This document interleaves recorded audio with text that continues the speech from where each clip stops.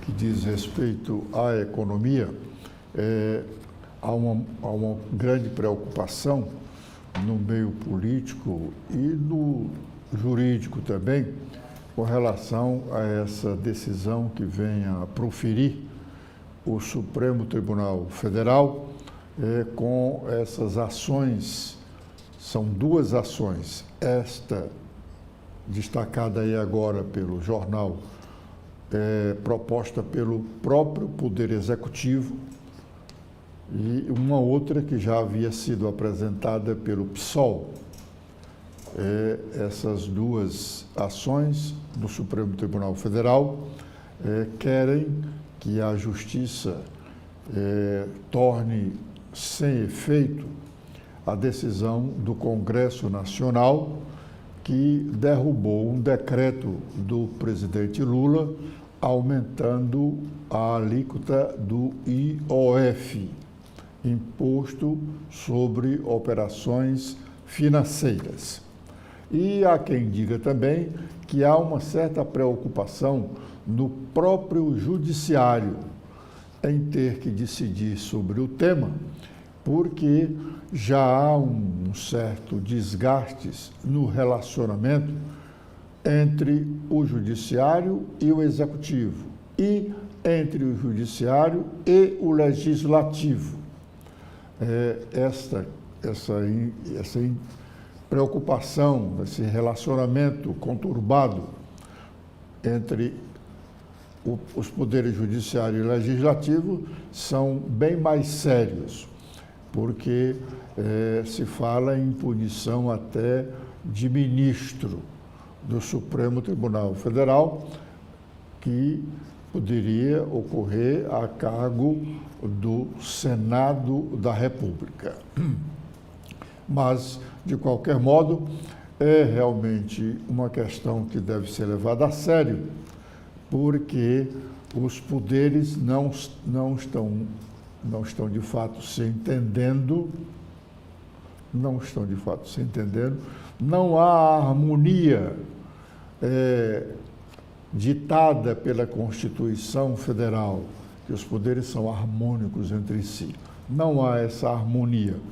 E o judiciário, que já vem sendo acusado de estar querendo superar tanto um quanto o outro, neste momento é chamado para uma situação mais aguda ainda. Qualquer que seja a decisão, não pode haver empate, qualquer que seja a decisão, um dos dois poderes sairá mais magoado ainda com o Poder Judiciário. Voltando para cá, o prefeito de Caucaia, o Naumi Amorim, assinou um decreto, agora no final do mês, prorrogando até o fim de outubro,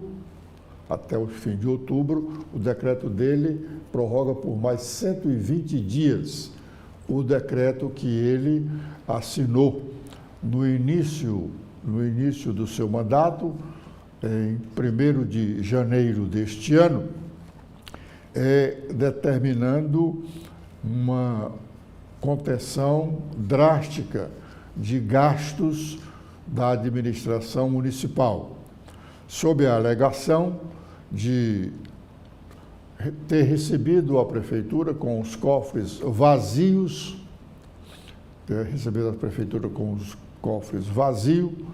o que tem sido uma prática normal aqui no estado do Ceará, e, além disso, constatar redução significativa das transferências correntes, principalmente as liberações da cota do município em relação ao ICMS, que é um imposto arrecadado pelo Estado, e o Estado divide uma parte desse imposto com os 184 municípios. E também a redução do Fundo de Participação dos Municípios. A arrecadação principal de cada um dos municípios cearenses, que é o Fundo FPM, Fundo de Participação dos Municípios. A Prefeitura diz que essas transferências ainda estão defasadas, portanto, o município mantém a sua decisão de controle absoluto dos gastos públicos.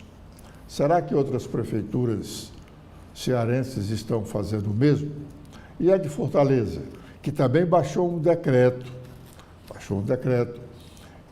limitando as despesas, inclusive reduzindo gratificações de servidores. Cargos comissionados da Prefeitura de Fortaleza tiveram as suas gratificações reduzidas. Será que as mantém? Será que a arrecadação do município já melhorou? Embora já esteja a se denunciar que vem aí um aumento muito expressivo no IPTU. Quando as pessoas começarem a receber os seus boletos do IPTU, é que vamos saber o tamanho da grita do aumento desse imposto predial e territorial urbano. O prefeito, quando suspendeu a cobrança da taxa do lixo, tinha que buscar outros meios de arrecadação para justificar a dispensa da cobrança da taxa do lixo. E ela pode vir não apenas com esse aumento do IPTU, Imposto Predial e Territorial Urbano. A propósito da queda de arrecadação e de déficit orçamentário, ontem, em boa parte da manhã, o economista Marcos Holanda, ex-presidente do Banco do Nordeste do Brasil, conversou com deputados estaduais de oposição sobre a situação financeira do estado do Ceará, que para ele não é nada boa. Neste ano, diz o economista Marcos Holanda, o governo fechará com um caixa com um déficit significativo, isto é, gastando bem mais do que o que arrecada. E no próximo ano, idem, em 2026, diz Marcos Holanda, o Estado já inicia o exercício financeiro do novo ano, registrando antecipadamente um déficit de 4 bilhões de reais, dos quais, dos 4 bilhões de déficit, 3 bilhões são por conta do pagamento de juros e amortização da dívida. E, por lógico, quem está pagando juros não deve estar com a situação financeira boa. Quem tem situação financeira boa não paga juros. Vamos ouvir o que disse o economista Marcos Holanda, quando nós perguntamos o que significava aquela conversa dele com deputados de oposição. Eu pergunto, doutor Marcos, que sensação o senhor experimenta em ser convidado a falar com deputados da oposição sobre a economia do Ceará? Eu fico muito fico satisfeito, não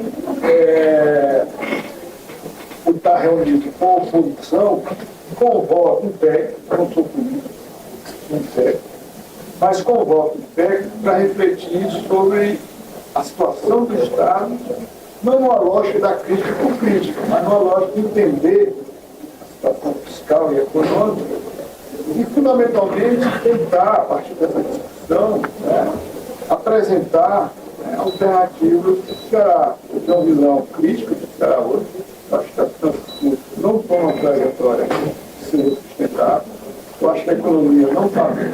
Eu acho que o modelo, a estratégia econômica, eu não conheço, mas eu acho que tem estratégia melhor, tem potencial maior da economia, principalmente nessa economia nova que está subindo. Então, eu vejo com bons, felizes, né?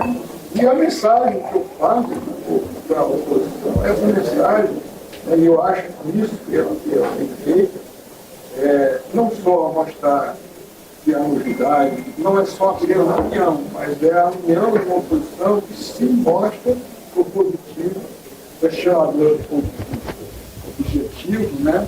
Nesse esforço de construir uma nova realidade social. Eu acho bastante positivo. Fico satisfeito em perceber esse movimento. O deputado Cláudio Pinho, deputado estadual, foi à tribuna da Assembleia, na sessão ordinária de ontem, para repercutir a notícia da multa aplicada contra a Coelce pelo Ministério Público Estadual em razão dessa empresa distribuidora de energia do Estado, com o nome de Enel, estar cobrando a ajuda, está cobrando na conta de luz. Você recebe na sua casa a conta de luz como uma cobrança de ajuda para filantrópicas cearenses, Santa Casa, Lar Torre de Melo ou qualquer uma outra instituição que preste serviços sociais no estado do Ceará. A Coelce ou Enel manda lá na conta essa cobrança, a pessoa paga e ela não entrega o dinheiro que recebeu na íntegra à instituição a que aquela pessoa destinou. Aqui o cearense que paga a conta de luz destinou. A Coelce recebe o dinheiro e não entrega o todo recebido. Por isso ela foi multada em alguns milhões de reais pelo Ministério Público. Ontem nós tratamos desse assunto aqui, dizendo que era importante que o governo do Estado urgentemente tomasse uma providência. Essa Enel Coelce vem sendo mal falada no Ceará já há algum tempo. Na legislatura passada, ou melhor, nessa legislatura, no início desta legislatura, os deputados passaram quase que 2 anos com uma CPI, Comissão Parlamentar de Inquérito, para apurar as denúncias de má prestação de serviços da Coelce no Ceará. Concluiu que realmente os cearenses estavam sendo prejudicados pelo trabalho, pelos serviços dessa empresa e recomendava que não se prorrogasse a concessão. Acontece que a Coelce, já no final dessa CPI, andou dizendo que ia melhorar o serviço, se comprometeu em fazer isso, aquilo e aquilo outro, e parece que não fez nem aquilo outro. E já requereu ao governo federal a continuidade da concessão. Ela comprou essa concessão por 30 anos no governo do estado do Ceará, ainda no governo lá atrás de Tasso Gereissati. Eu disse isso aqui ontem e repito. O estado fez uma campanha mostrando a necessidade de vender a concessão que tinha da distribuição de energia elétrica para essa empresa privada, porque precisava de recursos para cobrir um rombo no sistema previdenciário do estado. Muito bem, vendeu, recebeu dinheiro e deixou o rombo da Previdência. E esse rombo só tem aumentado. Se era grande lá há uns 20 e tantos anos, quase 30 já, que era grande o déficit na Previdência Social do Estado, hoje ele está muito maior ainda. Pois bem, a empresa agora quer continuar prestando esse serviço, que ela ganha muito bem, ela fatura muito bem. Muito bem, a Correios tem faturado muito bem, basta se tomar conhecimento dos seus balanços. Ela ganha aqui e aplica o dinheiro que ganha aqui lá fora. Além de mandar uma parte para o exterior, ela aplica, por exemplo, uma boa parte desses recursos aqui no estado do Piauí, onde tem um grande projeto de energia eólica. Ela aplica lá no projeto de energia eólica e solar do Piauí. Aqui no Ceará não, no Ceará era só arrecada. Pois bem, ela está agora cometendo esse crime. Por ele já foi multado, mas ainda não foi condenada. Ela foi multada. Tem ainda que existir o processo. Aqui deve ser um processo crime. E o governo do estado devia estar dentro, não deixar apenas o Ministério Público. A própria Procuradoria-Geral do Estado também devia entrar na questão. Mas o deputado Cláudio Pinho foi repercutir esse fato, porque ele já há alguns dias, o deputado fez essa denúncia lá no plenário da Assembleia e nós repercutimos aqui. Vamos ouvir o que ele disse ontem na Assembleia. 27 de maio, eu estive nesta tribuna falando da renovação do contrato da Enel e que tinha estado na Agência Nacional de Eletrificação, Energia e Eletrificação, e denunciei dessa tribuna aqui que estavam descontando dos usuários de energia para associações sem a devida autorização. Alguns colegas parlamentares fizeram a defesa da Enel, inclusive quase a questionar a veracidade do que o colega Cláudio tinha vindo falar aqui na tribuna. Pois, pasmem, eu sabia que ia acontecer.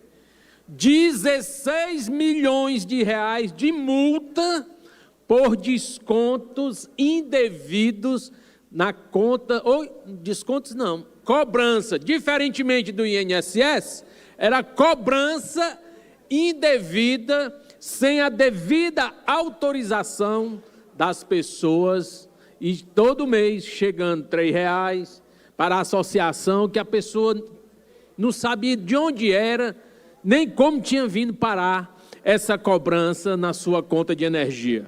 A verdade é que a Agência Nacional de Eletrificação esteve aqui no estado do Ceará, junto com a Arce, e fizeram a fiscalização e resultou em uma multa de 16 milhões de reais na companhia. Será que nós vamos continuar calados? Será que esta renovação da concessão passará sem um diálogo maior com a sociedade cearense? É dessa forma que nós vamos tratar os usuários de energia no estado do Ceará? Quando eu assimilei o problema ao dos aposentados, vieram questionar. Mas está aí a resposta. Eles faziam as cobranças indevidas, e o resultado, 16 milhões. Mas o que as pessoas já passaram, a devolução do dinheiro que foi cobrado indevidamente, tudo isso tem que ser visto e devolvido o dinheiro às pessoas que foram lesadas ou se sentiram lesadas. Esta é também função nossa, enquanto parlamentar, tratar do direito das pessoas, principalmente aqueles menos favorecidos. Bom, o deputado Cláudio Pinho, quando fez essa denúncia, ele estava apoiado por algumas informações que tinha recebido lá no seu gabinete. E depois de receber essas denúncias, antes mesmo de levá-las à tribuna da Assembleia, ele constatou que na conta de energia elétrica da residência da sua mãe também tinha uma cobrança para uma instituição lá na região do Cariri, que ela e ele também não conheciam. Aí, essa denúncia, que ele já estava com disposição de fazer para atender reclamo de alguns dos seus eleitores, passou a ser também em causa própria. A mãe do deputado foi vítima dessa cobrança de ajuda para a instituição que ela sequer conhecia, consequentemente, não havia autorizado. O governo do Estado precisa agir para que os cearenses saibam que ele está defendendo os nossos interesses. O deputado Sargento Reginaldo, que constantemente está na tribuna da Assembleia denunciando violência no estado do Ceará, ontem, mais uma vez, ele foi à tribuna e, desta vez, narrou um fato horripilante. O assassinato de um jovem que ele atribui a elementos de facções criminosas. Ele atribui que os autores ou o autor tenha sido integrante de alguma facção criminosa, além de assassinar o jovem, ainda colocou um cadeado na boca do defunto. Segundo ele, Reginaldo, numa demonstração de que estavam mandando um recado para os demais de que deveriam ficar calados. O deputado falou sobre outros crimes também horripilantes. Vamos ouvi-lo. E a gente não pode normalizar o que está acontecendo no nosso estado. Há poucos dias no interior foi encontrado um corpo de um homem que foi executado e foi colocado um cadeado na boca desse homem para sinalizar que as pessoas estão proibidas de dizer o que elas querem no meio dessa guerra de facções. Foi encontrado um corpo de um homem executado dentro do metrô do Benfica. O Ceará registrou 8 feminicídios em 9 dias. E ontem, para o espanto, mais uma vez, da população que acha que dá para viver uma normalidade, porque quem está na periferia sabe o que eu estou falando.